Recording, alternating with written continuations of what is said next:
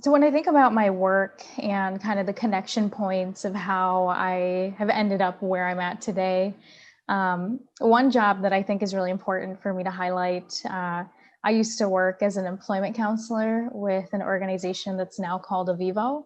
And I used to do employment counseling for this organization. And that was probably one of the most impactful experiences that I've had.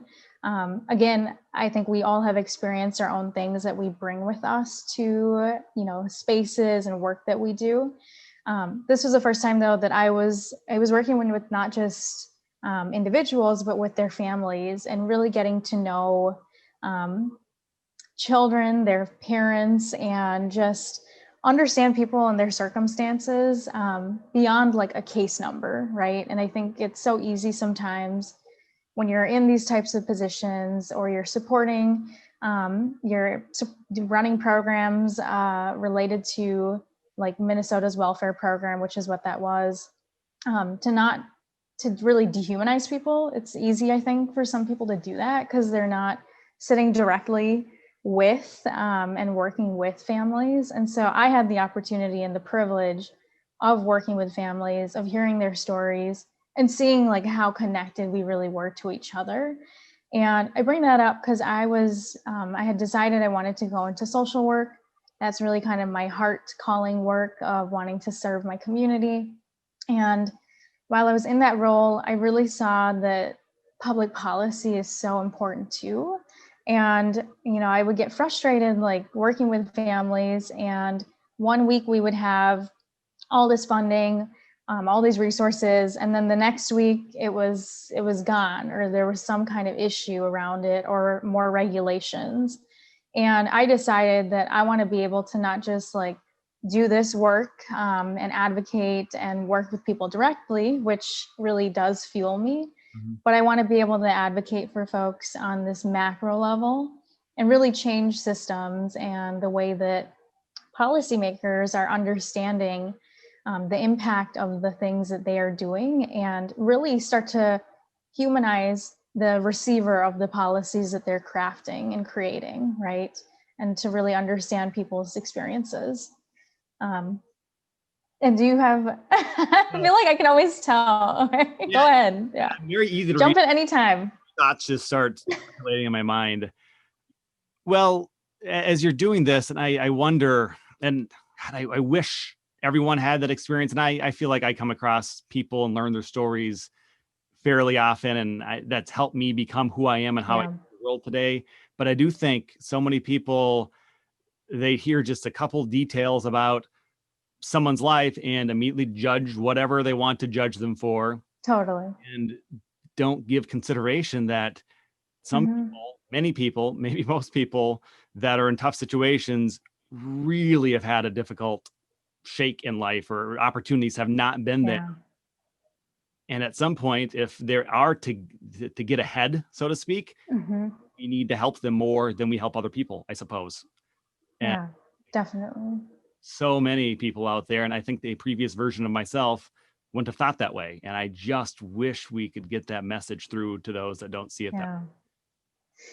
I agree. And yeah, I don't know what it is. I think for me personally, because I can only speak about my own experience, but it is really my experiences in life that allow me to like push myself to be more compassionate, to take a minute instead of like, I think it's so easy to judge. I think it takes more time and it takes more patience and it takes more grace to not, right? And it takes more work on us as individuals to ask those questions like, wait, what is going on with this person? What has happened to them? How can I be of service, right? Like, how can I start to understand their story instead of judging them by what I'm seeing, these one or two things, right? So I totally agree. I wish that we all had more of that and more patience to dig into that and to really dig into why we kind of jump to those assumptions right away or those judgments. Um, but so that job, it was just a really profound experience, and I worked with some amazing, amazing people.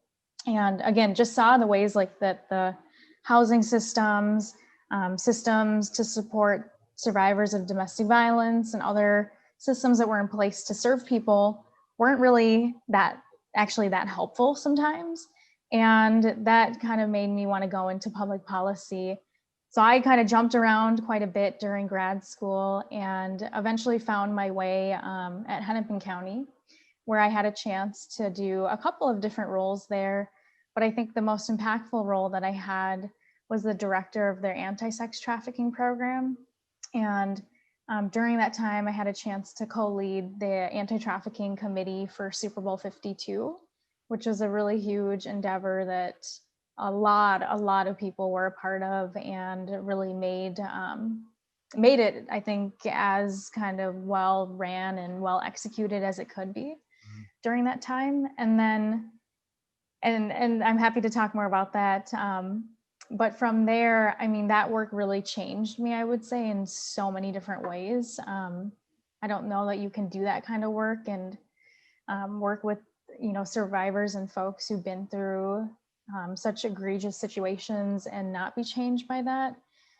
But after that work, I just realized that I was ready to kind of hand over that initiative. And I think it needed somebody new to come in and bring new ideas, bring new leadership, and really grow it to the next level. And then I knew I wanted to look at like, how can my impact be greater than just one county? And I'm a learner. I like to, like you, I like to ask questions. I like to learn and challenge myself.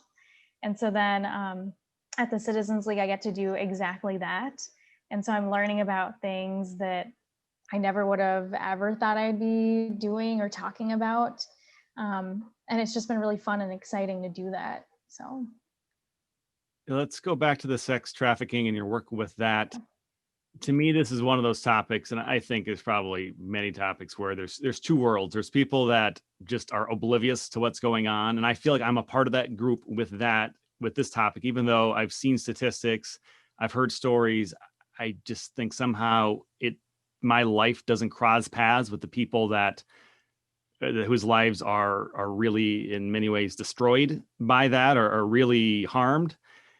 What can you share about whether it's statistics or some personal experiences with people you've come across that helps to really paint a picture of what's going on out there? And maybe it relates to the Super Bowl week or not, because I'm sure that was a whole different monster with so many people traveling in. But what can you share on that topic a little further? yeah, definitely. And it's been a minute, obviously, since I've been kind of in that world, but still pretty connected to folks who are on the ground.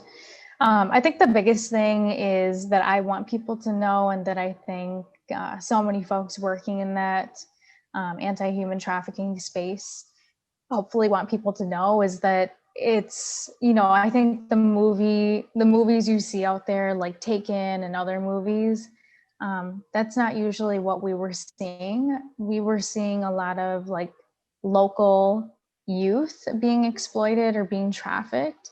And it's not like that's happening to somebody other, like that you never are crossing paths with. Like, it is happening more often than people realize. And I just think it's important to know that it's happening because folks are experiencing poverty. It could be happening because, let's say, somebody's coming out to their family and talking about their gender identity and they're not accepted anymore. And so then they're, you know, unsheltered, they're experiencing homelessness, and somebody offers to trade them sex for a place to stay. Like, that is exploitation. So it's happening in so many different ways that I think people don't think about. And I think the other big thing is realizing that this issue isn't happening in silo, right? Like that example that I brought up of, somebody who's LGBTQ, you know, um, coming out and being, disowned almost from their family. Like, that's connected to so many things. That's then connected to housing. That's, it's connected to income inequality and livable wages. It's connected to so many other things. And so I just think when we look at the roots of why, exploitation or trafficking is happening, we have to look at some of those systemic issues too and address those things as well, whether that's education and healthcare, and again, access to livable wages, things like that.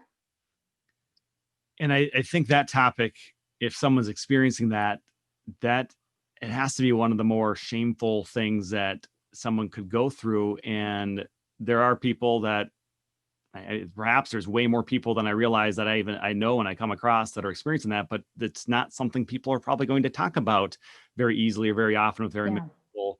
So it stays in silence, I'd imagine, more than maybe a lot of other things that people are experiencing that are really putting them in a difficult space.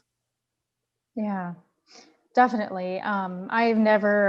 Doing that work, I've never encountered somebody that said that I even identified with the words like, yeah, I'm a victim of sex trafficking or survivor of sex trafficking or sexual exploitation. Um, and I think there is so much stigma and probably shame around it. I think there are parallels of that experience to that, the shame and stigma that people feel around domestic violence and around sexual violence. And people experience those things in the experience of exploitation and trafficking also, right? Not always, but that's a possibility. And so, yeah, I think there's so much of that. And one thing too, I think we see the shame and stigma come out when we think about like criminal records that people have. So my work was mostly focused on youth under 18, but I did kind of venture into looking at folks who are over 18, and individuals are, it's not happening as much anymore, but folks are being charged with like prostitution related offenses, and having something like that on your record and having a landlord see that, or an employer, and the level of shame or a level of stigma around that, and then like discrimination around that, again, it continues a cycle of like preventing people from getting adequate housing, adequate employment.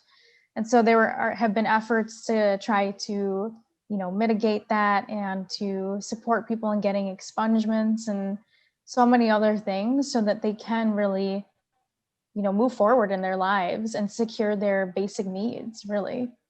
It seems like a topic that, again, if people are getting just a little bit of information and then making a judgment, Yeah, going to judge unfairly so frequently, and totally. that really puts someone in a difficult situation if that's a part of their history. Yeah, I totally agree.